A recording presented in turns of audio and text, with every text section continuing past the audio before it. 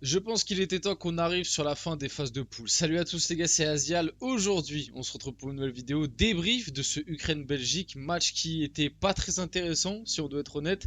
Malgré tout, je tenais à le débriefer parce que, déjà pour faire plaisir à nos amis belges, hein. S'il y en a qui tombent sur cette vidéo, n'hésitez pas à vous manifester. Mais aussi parce que t'as le futur adversaire de l'équipe de France, hein, qui allait se déterminer par rapport à ces matchs-là. Et avec ce match nul, du coup, c'est la Belgique qui va affronter l'équipe de France. Donc, je trouve ça intéressant de parler de leur match que j'ai regardé bien évidemment, mais aussi comme ça tu peux commencer à démarrer, on va dire, une petite preview sur le France-Belgique du coup qui va arriver en huitième de finale. Tirage assez compliqué, on va pas se mentir que c'est sûrement la plus grosse affiche des huitièmes de finale. Donc que ce soit pour la Belgique ou l'équipe de France, ça va être un match très important. Ça va être une affiche que tu aurais pu éviter, hein, des deux côtés. La Belgique qui bon, on va reparler de ce match, mais ouais, comme j'ai dit un peu en intro, il était temps que les poules se finissent parce que les derniers matchs de poules là qu'on a eu, les troisièmes matchs de poules globalement étaient très décevants, hein, quasi tous les matchs. Mais ouais, que ce soit pour la Belgique ou pour la France, il y avait mieux à faire. Mais bon, les deux ont décidé de ne pas vouloir finir premier de leur groupe, hein.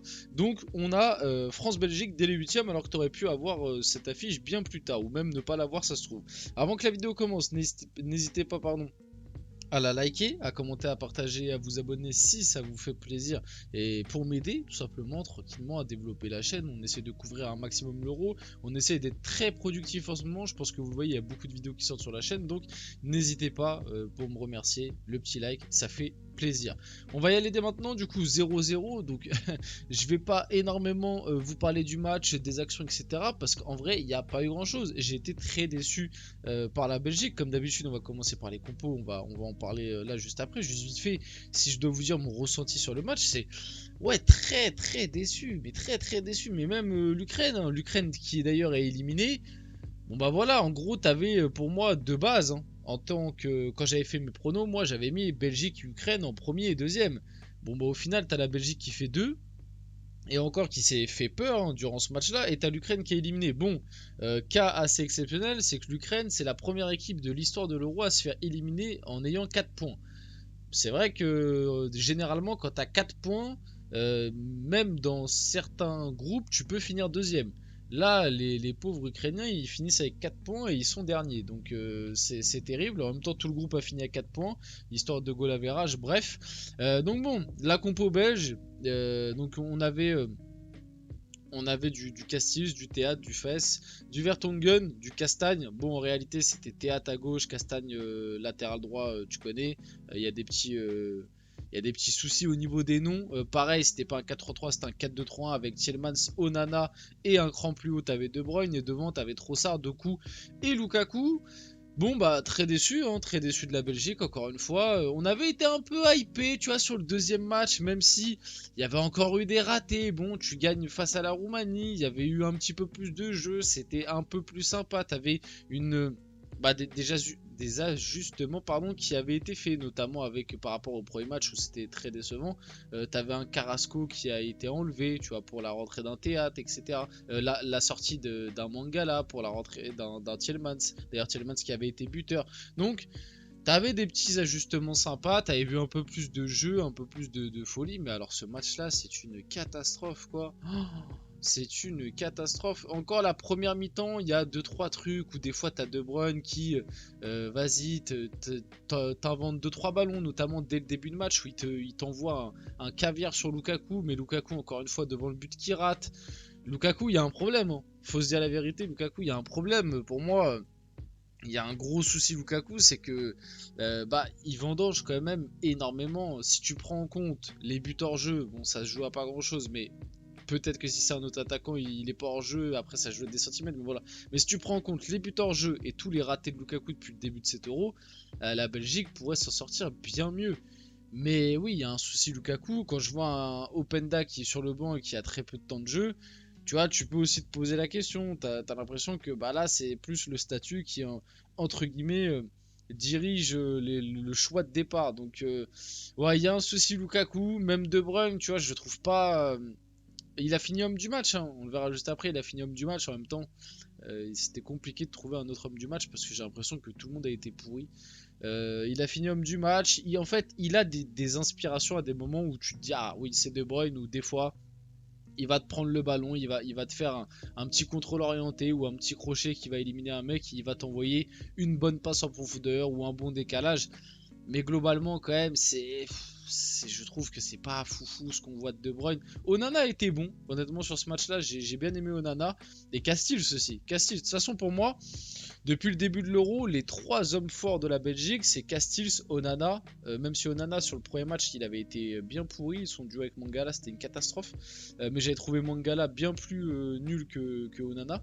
Mais ouais, Castiles, Onana et De Bruyne, pour moi, c'est on va dire, les trois qui ressortent un peu de cette équipe belge. Défensivement aussi, c'est très très fébrile. En deuxième mi-temps, t'as subi énormément d'occasions. Enfin, énormément d'occasions, j'abuse, mais t'as subi des gros spots de la part de l'Ukraine. Castiles te sauve, notamment le corner rentrant. Voilà, où vraiment, si tu prends le but là, tu peux vraiment sombrer, je pense. Et c'est quand même important de rappeler que la Belgique, si elle perdait, là, c'était élimination. Et du coup, t'étais pas loin de ça. Même si, bon, l'Ukraine fait pas non plus un grand match. Et je retiens pas de grosses prestations du côté de l'Ukraine, mais t'as quand même bien serré les fesses en fin de match. T'étais pas loin de prendre le 1-0 de l'Ukraine et de sortir de l'Euro, et ça aurait été un drame. Donc vous l'avez compris, j'ai fait un petit débrief en m'appuyant sur la compo, mais je suis très déçu de cette Belgique. Et en plus après on va parler aussi de ce qui s'est passé un peu en fin de match. Bref, ça n'a pas, on va dire, un bon augure pour la suite, surtout face à l'équipe de France. Donc voici la compo ukrainienne avec du Yaremchuk, du Dovbyk, Soudakov, Chaparenko, Brasko, Timchik, Zabarny, Zvatko. D'ailleurs, Zabarny, il y a une petite info qui est sortie comme quoi il était ciblé par le PSG. On en parlera peut-être prochainement sur la chaîne. Zvatok, Matvienko, Mikolenko et Trubin. Lunin qui, depuis son premier match catastrophique, n'a plus revu le terrain. Maintenant, c'est Trubin qui a repris sa place de numéro 1. La Belgique, c'est sacrément faible sur cet Euro, non. Si je dois répondre à ça, en fait, je sais même pas si le mot faible est le mot bien approprié. Je trouve ça très faible défensivement, mais ça on pouvait s'y attendre avec les noms, voilà, comme moi quand je vois que Vertonghen est encore titulaire indiscutable en défense dans cette équipe, tu vois, t'as tout compris. Castagne, Théat, c'est très très faible en latéral, et Faes aussi. Donc défensivement, oui, mais on le savait de base. Mais moi, je trouve que sur le reste, t'as quand même un matériel sympa. Je suis aussi très agréablement surpris par Castiles parce que bah, t'as laissé quand même Thibaut Courtois sur la touche. Mais pour l'instant, Castiles fait un très bon tournoi. Et d'ailleurs, il a quand même, je pense, une grande part de responsabilité de la qualification belge parce que il les a énormément sauvés, il a fait beaucoup de parades décisives et bah, du coup c'est une très bonne surprise. Mais sinon à part Castiles, défensivement c'est très faible, mais sur le reste de l'équipe, moi je trouve qu'il y a un matériel sympa. Et faible, c'est pas le bon mot. Décevant, oui. Peut-être mal organisé, oui. Tu vois, pareil je sais pas, dans l'attitude, je sens pas une équipe belge qui a envie de redoubler d'efforts, qui a envie d'aller loin en fait. J'ai pas le sentiment que les Belges ont vraiment l'objectif d'aller loin l'Euro, ou alors même d'aller le gagner, tu vois. Je pense qu'ils y pensent même pas. T'as vraiment le ressenti de l'équipe qui, bon, advienne que pourra, on joue un peu en mode freestyle à des moments, et puis si on gagne tant mieux, si on perd tant pis, c'est pas grave, on rentre chez nous.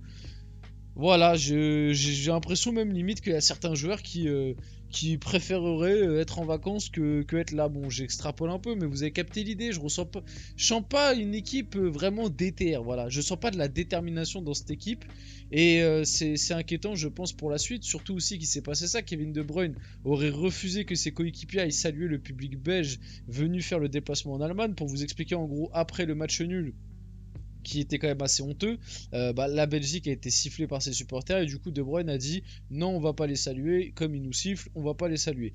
Comme j'ai dit un peu plus tôt, De Bruyne a été élu homme du match, mais c'est un petit peu par défaut. Même quand il est en dessous, c'est 2 fois homme du match en 3 rencontres. Autant face à la Roumanie, je l'avais trouvé bon dans le ton, mais là c'est celui qui ressort, parce que comme j'ai dit, des fois il a des petits moves et des petits gestes de génie, mais globalement, je sens pas non plus un gros De Bruyne et une grosse empreinte de Bruyne sur cette équipe. Il y a aussi eu cette image où Tedesco s'énerve vers le caméraman pour pas qu'on filme le discours de fin de match. Donc ouais, il y a plein de signes qui font croire que c'est pas une grande Belgique. Après, du côté de l'équipe de France, c'est pas une grande équipe de France non plus. La Belgique aura le droit à une troisième chance dans cet Euro 2024, parce que du coup, il y avait eu 2018 et 2021 où la France s'était imposée contre la Belgique. Donc la troisième, est-ce que cette fois-ci les Belges vont prendre une victoire sur l'équipe de France? J'ai énormément de mal à y croire pour l'instant, mais je pense qu'on en fera une vidéo dédiée où on fera un prono un peu plus global pardon, pour un peu plus parler de cette confrontation. On finit la vidéo là-dessus, j'espère que cette vidéo vous a plu. Si c'est le cas, n'hésitez pas à la liker, commenter, partager et vous abonner les gars. C'était Azial et on se retrouve très rapidement pour une prochaine vidéo.